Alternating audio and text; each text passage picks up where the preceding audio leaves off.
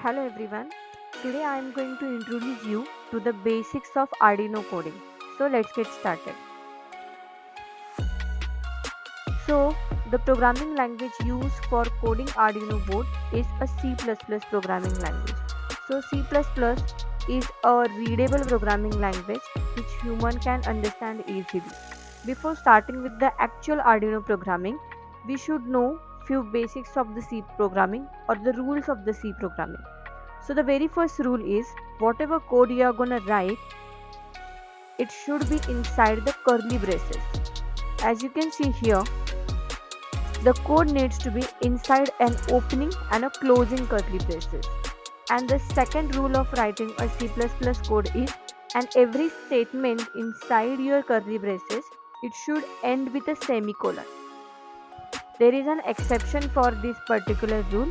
The conditional statements like if, else, or a looping statement like for and while, they don't need to be ended with a semicolon. But the other statements, they needs to be end with a semicolon. Otherwise, it will throw an error in the code. So that's a basic rule of programming in C++. Next, the data types used in C++. So first of all, what do we mean by a data type? So we need to store the values of a variable, and for that we need to define the type of the data, that is nothing but a data type. So in C++ mainly we are going to use these five data types. The first data type is integer.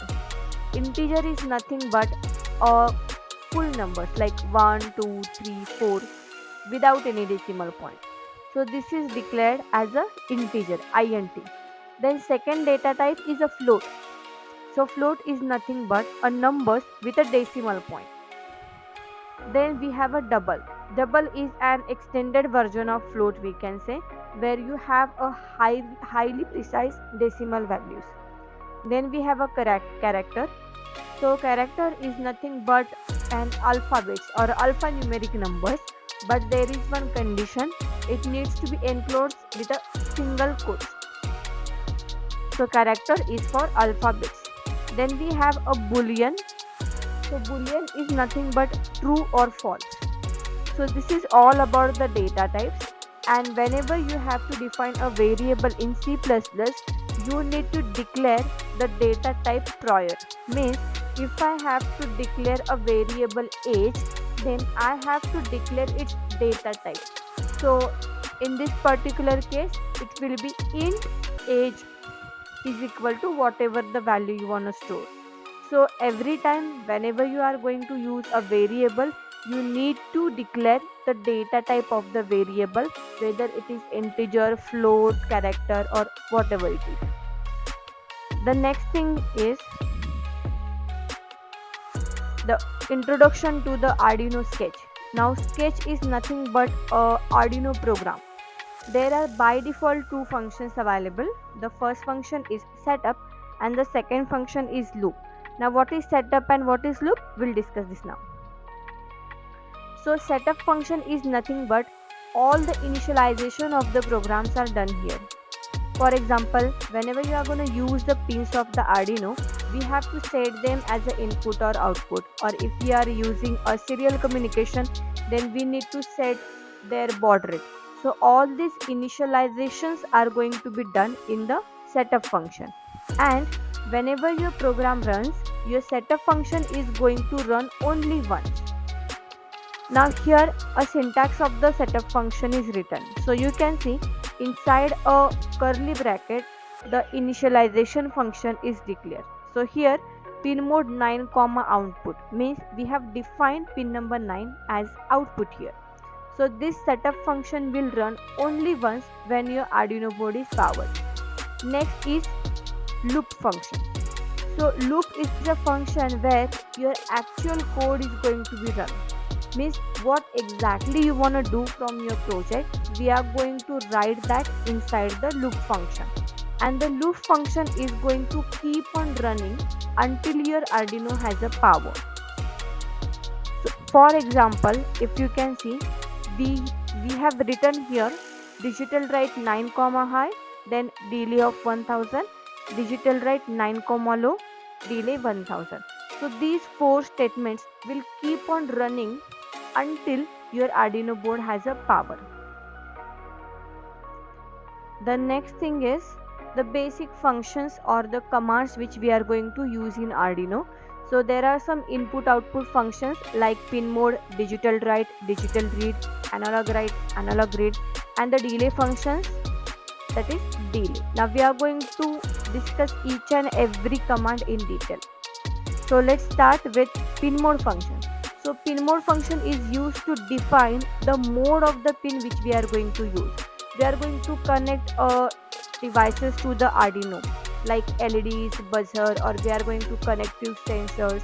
So we need to define whether a particular pin we are going to use it as an input or output. So for that a pin mode function is used. Now let's see the syntax of the pin mode function.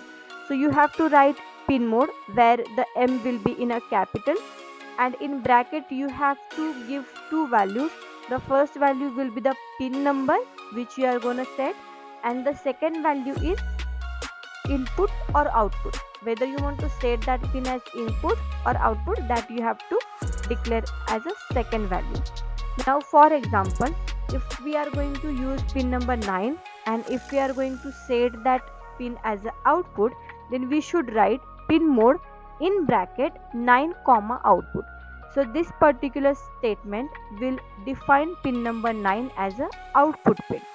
So that's about pin mode function. The second function which we use is a digital write function. So this function is used to send a digital value on digital pins. So digital value is nothing but a 0 or 1, or we can say high or low values. So it is generally going to turn on or off the devices which you have connected.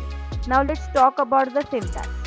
So here also we have to write digital write where a W is capital, and in bracket we have to define two values. So first value will be the pin number on which we want to send the value, and second value is nothing but what value you are going to send to that particular pin number, whether it is high or low. Now for example, if we have to turn on a device connected to pin number 9, then we should make that particular pin high. So in this particular case we have to write digital write in bracket 9 comma high, means it is going to send high signal on pin number 9. So that's all about digital write function. The second function we are going to discuss is digital read.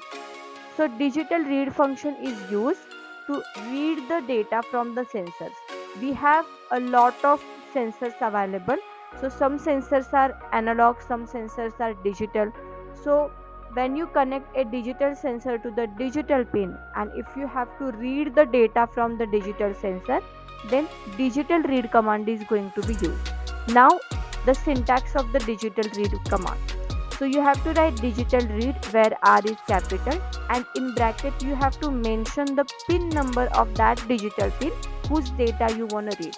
For example, if we have connected a sensor, a digital sensor to pin number 9, and if we have to read the value of that, then we should write digital read in bracket the pin number, that is pin number 9, and we also have to store that value in variable.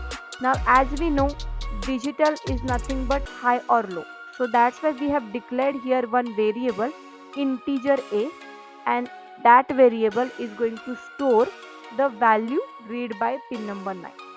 So that's about digital read command. Then we have analog read command. So analog read is going to function in the same way as of digital read.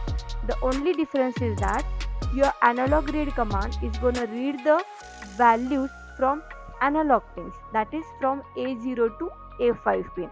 The syntax is also similar. You just need to mention that pin number inside the bracket, whether it's A0, A1 and so on.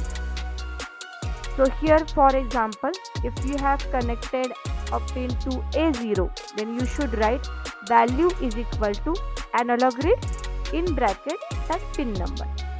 So that's about analog read command. Now whatever the value you will get from the analog read function, it will always lie between 0 to 1023. The next function is analogWrite function. So analogWrite function is generally used to generate a PWM wave. So analogWrite function is going to send a different value or a PWM value on PWM pins. So the syntax of analogWrite function is again same. You just have to write analogWrite in bracket. You have to mention the PWM pin on which you are going to send the value, and the second command or a second place is nothing but what value you are going to send. Now the pin on which you are going to send a value, it needs to be PWM pin, and the value which you are going to send, it should be between 0 to 255. Next we have a delay function. So delay function is just used to add some kind of weight in your program. So here if you have written delay 1000, so that 1000 is nothing but time in a millisecond. So inside your delay you have to mention a time in a millisecond. Means if you have to generate a delay of 1 second, then you need to write delay 1000, then it is going to generate a delay of 1 second. So that's about your delay function. Then the types of input, that is digital and analog. So as we have discussed, there are digital inputs, that is high and low. So high is nothing but a 5 volt and low is nothing but a 0 volt. And for analog inputs, it's from 0 to 1023 for input side, and for output you can use the values from 0 to 255. So that's all about the basics of Arduino programming. From the next chapter onwards, we will start the actual programming of Arduino. Thank you.